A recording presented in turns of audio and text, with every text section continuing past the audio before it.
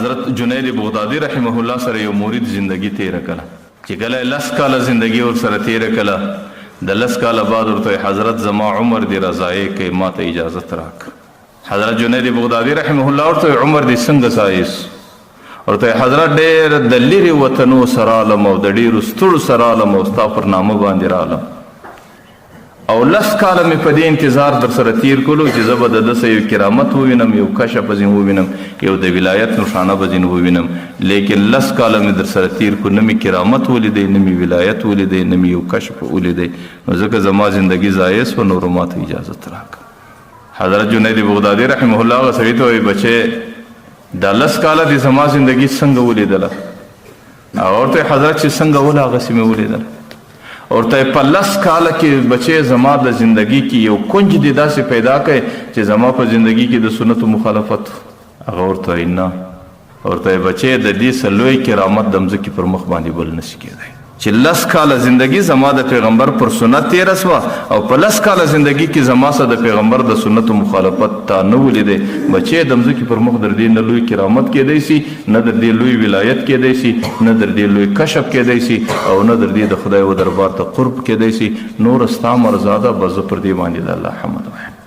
حضرت بایزید بستامي رحمه الله لیکلی دي چې ما 20 کاله مکمله د نفس مجاهده وکړه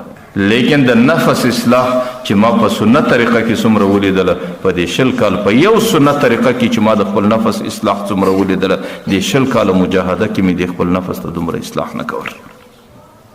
نو ځکه د دې امت دپاره بهترینه طریقه سنت دی ځکه پیغمبر علیه الصلاة وسلام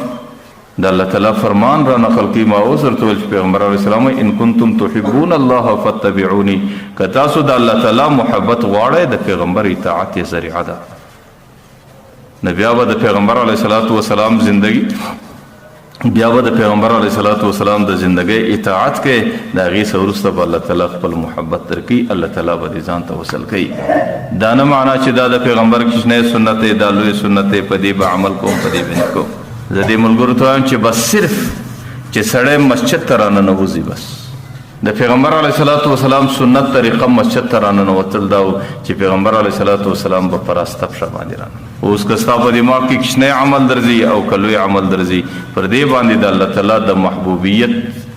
او د الله تعالی د محبت نشانه او علامه ده چې انسان ته الله تعالی په دغه سنت عمل ورکړي لا انسان د الله تعالی محبوب جوړېدی شي. د پیغمبر علیه الصلاة وسلام طریقه مبارکه دا و چې کله به د مسجد څه واتی نو پیغمبر علیه الصلاة وسلام به چپه پښه ایستله لیکن چونکې د مسجد څخه د باندې برته انسان ته چمپلان پراته دي او هلته بیا د پیغمبر علیه الصلاة وسلام طریقه دا ده چې برته به پښه به بیا برته په راسته چمبل نه باسې مخکې راسته پښه به په چوټه باندې ایږدي نو زموږ اکابرو به دا کول د دې دواړو سنتو جمع کېدل به سړی څنګه کوي چې هم د مسجد څخه په چپه پښه باندې ووځي او هلته چپلکه برته راسته پښه په ټکي نو هغې به اول چپه پښه ایستله هغه به پر چپلکه سربیره کښېښو دویم به راسته پښه وایستله هغه به په چوټه کې دننه کښېښوله د هغې څه وروسته به یې بیا چپه پښه په چوټه کې واچوله نو بیا به په هغه سنت باندې هم عمل رالی چې سړی د مسجد څخه په چپه پښه وځي او په هغه سنت باندې به هم عمل رالی چې سړی هغې په چمپلانو کې اولنۍ راسته پښه نه باسي. مسجد خو ډېر مکرم و محترم ځای دی چې سړی بیت الخلا ته ورځي د بولو ځای ته ورځي د پیغمبر علیه الصلاة وسلام طریقه دا وله چې هغې به اول چپه پښه دننه کوله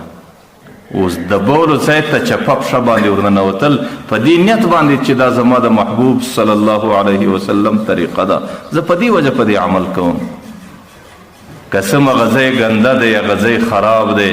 هغه ځای د نجاستو د خرافاتو ځای دی لیکن د هغې باوجود پر دغه ځای باندې په دغه عمل الله تعالی انسان ته